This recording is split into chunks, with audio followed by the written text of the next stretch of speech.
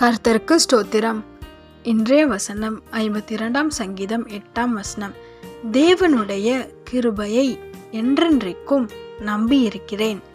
52 சங்கீதம் 8 தேவனுடைய கிருபையை என்றென்றைக்கும் நம்பியிருக்கிறேன். இங்கே தாவீது இந்த சங்கீதத்தை ரொம்ப அழகாக சொல்கிறாரு. நான் தேவனோட கிருபையை நான் எப்போவுமே நம்புகிறேன்னு சொல்கிறாரு. ஆமென். விசுவாசிக்கிறீங்களா? அவர் எவ்வளோ விசுவாசமாக வார்த்தையை அறிக்கையிடுறாரு பாருங்கள். நம்மளுக்குள்ளே இருக்க அந்த விசுவாசம்.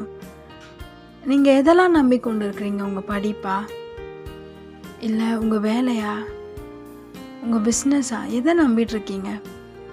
அது எல்லாமே கொடுத்தது தேவன். ஆமென். அதுவும் அவருடைய கிருபையினால் அவர் நம்ம மேலே வைத்தார் தெரியுமா இரக்கம். அதுதான் கிருபை. தகுதியே இல்லாதவங்க மேலே காட்டின இரக்கம் தான் கிருபை. அவர் நம்ம மேலே வைத்திருக்கிற இரக்கம் என்றைக்குமே மாறாது. அதை நம்பியிருங்க. தாவீது அதை நம்பி இருந்தார். அவர் வாழ்க்கையில் ஆடு மேய்த்ததுன்ற தாவீதை கர்த்தர் ராஜாவாக உயர்த்தினார். அதே மாதிரி அந்த கிருபையை நம்புங்க. உங்களை ஏசப்பா உயர்த்துவார். நீங்கள் எந்த நிலைமையில் இருந்தாலும் பரவாயில்ல. சின்ன பிஸ்னஸாக இருக்கலாம், இல்லை ஏதோ ஒரு சின்ன வேலை பார்த்துட்ருக்கலாம். நாட்கள் வருகிறது, கர்த்தர் உங்களை உயர்த்துவார். ஆமென். எப்படி தாவீதை ராஜாவாக உயர்த்தினாரோ அதே மாதிரி உங்களை உயர்த்துவார். ஆனால் நீங்கள் செய்ய வேண்டியது அவரை நம்பி காத்துருங்க. அவருக்கு உண்மையாக இருங்க.